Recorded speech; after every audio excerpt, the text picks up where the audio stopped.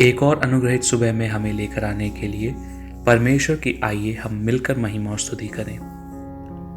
प्रेरितों के काम पुस्तक के 27 अध्याय का 10 से 12 वचनों से पढ़कर आपको सुनाने के लिए आज सुबह मैं परमेश्वर की शरण में आता हूं। पौलुस ने उन्हें यह कहकर समझाया कि हे सज्जनों, मुझे ऐसा जान पड़ता है कि इस यात्रा में विपत्ति और बहुत हानि न केवल माल और जहाज की वरन हमारे प्राणों की भी होने वाली है।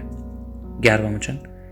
परंतु सूबेदार ने पौलुस की बातों से मांझी और जहाज के स्वामी की बढ़कर मानी। 12वां वचन।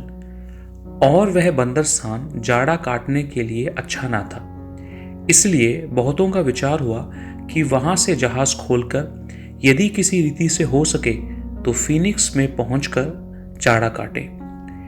ये तो क्रेते का एक बंदर स्थान है जो दक्षिण पश्चिम और उत्तर पश्चिम की ओर खुलता है। इस अनुग्रहित वचन के आधार पर परमेश्वर की सलाह माने, इस विषय पर मनन करने के लिए आइए हम परमेश्वर की शरण में चलें। इस जहाज यात्रा में 276 लोग एक साथ थे। इस यात्रा की एक विशेषता यह थी कि जहाज का मालिक भी इस जहाज पर यात्रा करने वाले लोगों में से ही एक था। जब यात्रा करने वाले सब लोगों की इच्छा ये होती है कि यात्रा मंगलमय हो, तब ईश्वरीय सलाह पाने के बाद पौलुस ने साथ में यात्रा करने वालों से कहा कि मुझे ऐसा जान पड़ता है कि इस यात्रा में न केवल माल और जहाज की बल्कि हमारे प्राणों की भी हानि होने वाली है। पौलुस ने ईश्वरीय सलाह के अनुसार उन्हें समझाया, किंतु पौलुस के समझाने से भी बढ़कर उन्होंने मांझी और जहाज की मालिक पर भरोसा किया।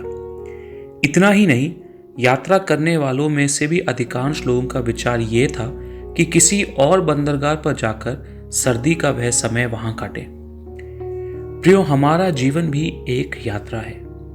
इस मरुभूमि के समान यात्रा में हर दिन हम परमेश्वर से सलाह लेने वाले हों। अधिकांश लोगों का कहना नहीं होना चाहिए हमारी प्रेरणा का स्रोत। परमेश्वर से सलाह पाकर आगे बढ़ने के लिए परमेश्वर हमारी मदद करें। हमारे परमेश्वर सलाह देने में महान और काम करने में सामर्थवान है। जो उसकी सलाहों को मानते हैं उनके लिए किसी भी प्रकार में अपने अद्भुत कामों को प्रकट करने और चलाने के लिए परमेश्वर विश्वास योग्य और सर्व सामर्थी है।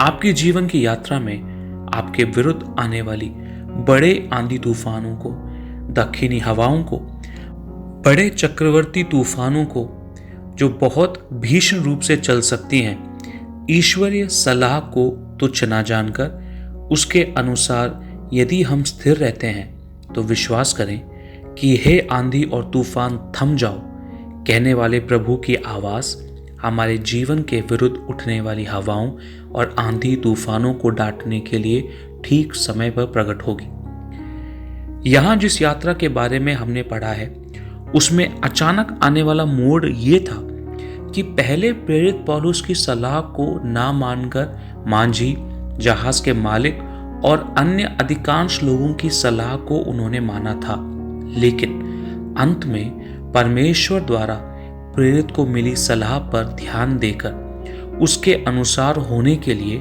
परमेश्वर ने सबकी मदद की। आज सुबह हम परमेश्वर से प्रार्थना करें। विचारों में महान परमेश्वर आपके विचारों और सलाहों को सुनने के लिए और उन्हें ग्रहण करने के लिए, उसके लिए समय निकालकर परमेश्वर की संगति में घुटने टेकने के लिए हमारी मदद करें। आइए प्रार्थना करें, आंखें बंद करें। हे पवित्र पिता परमेश्वर, आज सुबह इन वचनों के सुने जाने से जीवन की विशेष अवस्थाओं में जब निर्णय लेने में असमर्थ होकर कोई भी यदि दुखी हो तो दूसरों से प्रेरणा पाने के बजाय ईश्वरीय सलाह के अधीन होकर जीवन में आगे बढ़ने के लिए प्रभु कृपया आप मदद करें। यीशु के नाम से मांगते हैं, आमीन। आप सबका दिन अनुग्रहित हो। जय मसीह की।